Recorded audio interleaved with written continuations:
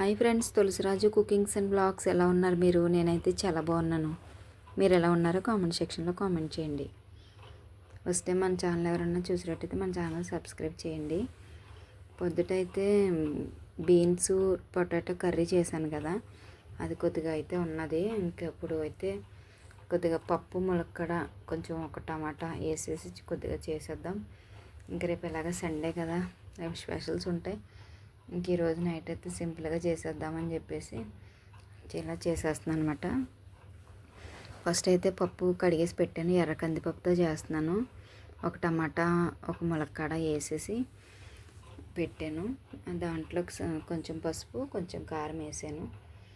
ఒక్క విజిల్ అంటే ఒక విజిల్ వేయించాను అనమాట.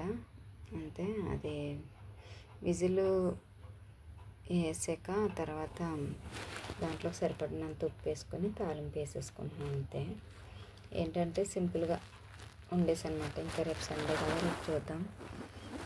రేపైతే వీడియోస్ వస్తాయి చూడండి. ఇప్పుడైతే పప్పు తాలింపు వేసేస్తున్నాను.